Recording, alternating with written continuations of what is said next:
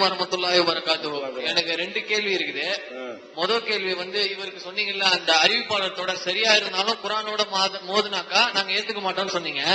அப்ப அந்த அறிவிப்பாளர் தொடர் சரியா இருந்தோம், அது குரானோட மோதல் தான் இருந்து நீங்க நம்ம எடுத்துக்கிட்டோம்னு வச்சுங்களேன். அப்ப அந்த அறிவிப்பாளர் தொடர் அவங்க பொய் சொல்லி இருக்கிறாங்க. அப்ப அந்த அறிவிப்பாளர் தொடர்ல இருக்கிறவங்க வேற எந்த ஹதீஸ்லயாச்சும் நடுவுல வந்தாக்கா அந்த ஹதீஸ் எல்லாத்தையும் நீங்க மறுப்பீங்களா? முதல் கேள்வி. 2வது கேள்வி எல்லா பரலான தொழுகைக்கு பிறகும் சலாம் கொடுத்த அப்புறம் ஜிக்ர் செஞ்சுட்டு பிதஅத் பள்ளியெல்லாம் ஓதுறாங்க, அதாவது துவா ஓதுறாங்க. அதான பிதஅத் நம்ம சொல்றோம். ஆனா நபி ஸல்லல்லாஹு அலைஹி வஸல்லம் எல்லா பரலான தொழுகைக்கு பிறகு நான் துவா கேட்கறது ஏத்துக்கிறேன். பிரார்த்தனை தான் முதல் இபாதா. துவா, அதாவது சில நேரங்களா இருக்குது, பாங்குக்கும் இகாமத்துக்கு நடுவுல துவா கேட்கறது, சைதா துவா கேட்கறதுலாம் அங்கீகரிக்கப்படுகின்ற இது இருக்குது. ஆனா நபி ஸல்லல்லாஹு அலைஹி வஸல்லம் எல்லா பரல தொழுகைக்கு பிறகும் சலாம் கொடுத்துட்டு ஜிக்ர் செஞ்சுட்டு உடனே கையேந்தி துவா கேட்டாங்களா? 3வது என்னன்னா, காஃபிர் பின்னால் நின்று தொழுவ கூடாது.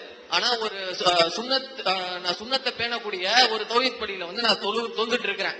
நிபந்தனை சூழ்நிலை காலமாக எனக்கு அசர் தொழுவ 4 மணிக்கு விட்டு போயிடுது. 4:30 மணிக்கு ஒரு பிதாத் பள்ளியில இது பண்றாங்க. அந்த இமாம் நான் போய் கேட்டேன், ஷிர்க் வைக்கிறாரா அப்படின்றது. அவர் ஷிர்க் வைக்கிறதுன்னு தெளிவா சொல்றாரு.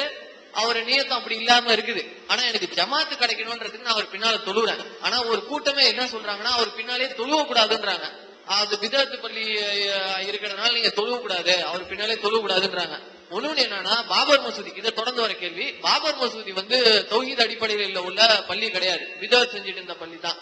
அந்த பள்ளி பிதாத்து பின்னால பண்றவங்க பின்னால் நின்று தொழுவ கூடாதுன்றவங்க ஏன் பாபர் மசூதி பிதாத் செஞ்சுட்டு இருக்கிறதுனால அவங்க அதுக்கு மட்டும் ஏன் போராடுறாங்க?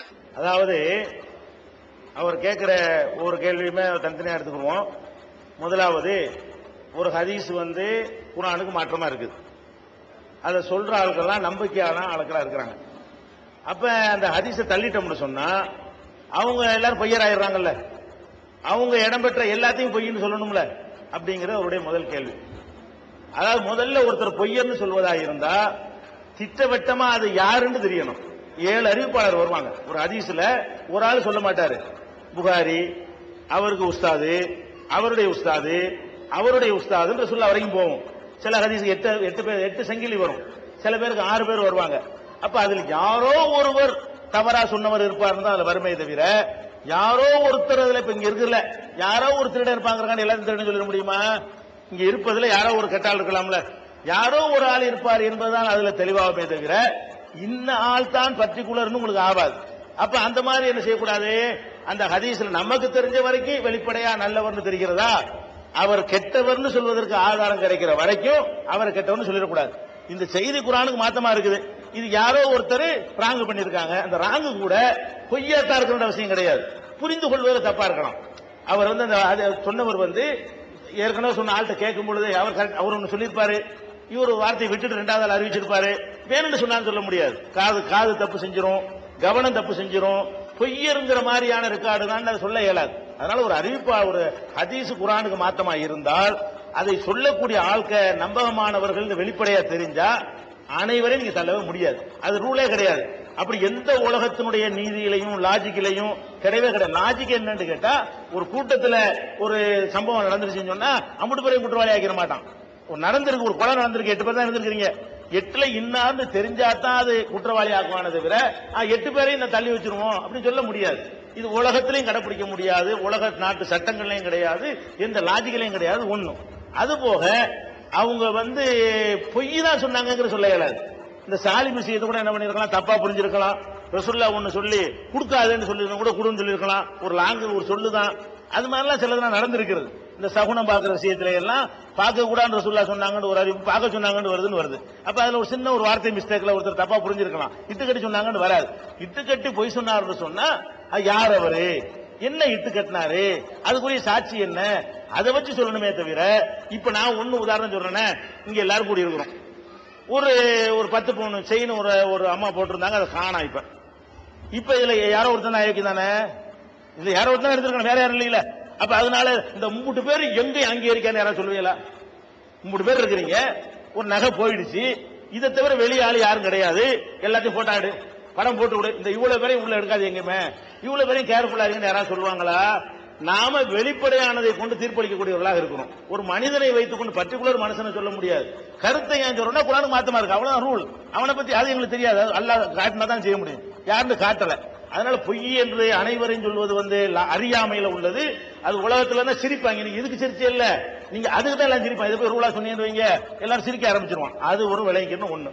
அடுத்து என்னன்னு கேட்டா, இந்த பாபர் மசூத் தௌஹீது பள்ளியா, அதுக்காக ஏன் போராடுறீங்கன்னு இருக்கிறீங்க. தௌஹீது பள்ளிக்கு மட்டும் போராட மாட்டோம், கோவிலுக்கே போராடுவோம், சர்ச்சுக்கு போராடுவோம். ஒரு சர்ச்சை வந்து அநியாயமா இந்துக்கள் வந்து இடிக்க வர்றான்னு சொன்னா அவன் உரிமையை காப்பாத்துறதுக்கு போராடி ஆகணும். அது ரைட் விஷயம், ஃபண்டமெண்டல் ரைட். இது அல்லாஹ்வே என்ன சொல்றான் குர்ஆன்ல, லவ்லா தஃபுல்லாஹின் நாஸ பஅலஹும் பிபஅலின், ஒரு மனிதர்களை கொண்டு அல்லாஹ் மனிதர்களை தடுத்திருக்காவிட்டால் லஹுத்திமத்து சவாமியு வ பியவுன் வ மசாஜிது யுذكر பி ஹஸ்முல்லா, இந்த மாதிரி மனுஷனை கொண்டு மனுஷனை தடுத்திருக்காவிட்டால் கோவில்கள் இடிக்கப்பட்டிருக்கும், கிறிஸ்துவ ஆலயங்கள் இடிக்கப்பட்டிருக்கும், பள்ளி வாசல் இடிக்கப்பட்டிருக்கும். அதுல என்ன வழங்குது, இன்னொரு மதத்தினுடைய ஆலயங்களை கூட இன்னொருத்தருடைய சொத்தை கூட அநியாயமா பறிச்சான்னு சொன்னா அதை போய் நம்ம போராடணும், அவனுக்கு நியாயத்தின் பக்கம் நிக்கணும். அதனால ஒரு தர்காவே நம்ம மார்க்கத்தில் கூடாதுமோ, தர்கா வந்து பிள்ளையார் கோயில் ஆக்க வந்தானே என்ன செய்யணும், டேய் அவனுடைய ப்ராப்பர்ட்டிடாது, அவனை நாங்க திருத்தி சரி பண்ணி வருவோம், நீ ஏன்டா கொண்டாந்து வைக்கிறேன்னு கேட்கணும். அல்லாஹ் குர்ஆன்ல என்ன செய்யறான், மனிதர்களை கொண்டு மனிதரை தடுக்கணும்ங்கிறான். அதனால வந்து அது தௌஹீது இல்லாத பள்ளியா இருந்தாலும் நாங்க வந்து நிற்போம். இதே சிதம்பரத்தில் உள்ள எங்களை பள்ளி வரக்கூடாதுன்னு போர்டு போட்ட பள்ளிக்கு பிரச்சனை வந்தாலும் நாங்க என்ன செய்வோம், அதை பார்க்க மாட்டோம். நாளைக்கு அது எங்களுக்குள்ள விஷயம். இது வந்து ஒருத்தனுடைய சொத்தை இன்னொருத்தன் கைப்பற்ற என்ன ரைட் இருக்குது, ஒருத்த நிர்வாகத்தில் உள்ள அநியாயமா எடுக்க ரைட் என்ன இருக்குது, நாளைக்கு இதை விட்டா நாளைக்கு எங்க பிள்ளையும் எடுப்பான். இந்த மாதிரியான ஒரு அடிப்படையில் தான் அது உள்ளது. அது விரிவாக நம்ம சாட்டு 9 முடிக்கிறதுனால சாட்டா சொன்னா விரிவான முறையில் விளக்கி இருக்கணும், ஆர்டிகலா போட்டுருக்கோம், ஏகத்துவம் பத்திரிகையில உணர்வுலாம் போட்டுக்கிறோம். இந்த கேள்வி முன்னாடி கேட்கப்பட்டு அடுத்து என்னன்னு கேட்டா, சிறுக்கு வைக்கிற இமாமுக்கு பின்னாடி சொல்லக்கூடாதுன்னு மார்க்கத்தில் இருக்குது. ஏன்னா முஸ்லீமுக்கு பின்னாடி தான் தொழுவணும். ஒரு பக்கா வந்து மக்கா காபிருடைய கொள்கையை சொல்றாருன்னா சொல்லக்கூடாது, அது ஒரு ஒத்துக்கிறாரு. ஆனா ஒரு இமாம் கரெக்டா இருக்காரு, பள்ளிவாசல் கரெக்டா இல்ல, அந்த பள்ளிக்கு போகலாமா? அது அல்லாஹ் குர்ஆன்ல 9வது அத்தியாயத்தில் எடுத்து பாத்தீங்கன்னா பள்ளிவாசல் ரெண்டா பிரிக்கிறான். அல்லாஹ்வுடைய பள்ளிவாசல் வந்து ஒரு பள்ளியில நீ போய் தொழுவலாம், ஒரு பள்ளியில தொழக்கூடாது. எந்த பள்ளியில வந்து அல்லாஹ்வுக்கு இணை கற்பிக்கப்படுகிறதோ, அல்லாஹ்வுடைய எதிரிகளுக்கு அடைக்கலம் கொடுக்கப்படுகிறதோ, அதே மாதிரி வந்து மூமின்களுக்கு இறைஞ்சல் கொடுக்கப்படுகிறதோ, அந்த மாதிரியான பள்ளியில் லாத்தக்கும் பீஹி அபதா, அதுல ஒருபோது நிக்காது, அவர் பின்பற்ற மேற்று கிடையாது. அந்த 9வது அத்தியாயத்தில் அந்த பள்ளிவாசலை பத்தி தக்குவாவுடைய பள்ளிவாசல் கெட்ட பள்ளிவாசல் நல்லா பிரிக்கும் பொழுது 4 கண்டிஷனை போடுகிறான். இது சம்பந்தமா 2 மணி நேரம் உரை போட்டிருக்கிறோம், புக்கு கட்டுரை போட்டிருக்கிறோம். ஏகத்துவத்தில் அந்த தொழக்கூடாத பள்ளிவாசல் ஒரு ஆர்டிகல் நினைஞ்சிருக்கிறோம், விரிவா எழுதியிருக்கிறோம்.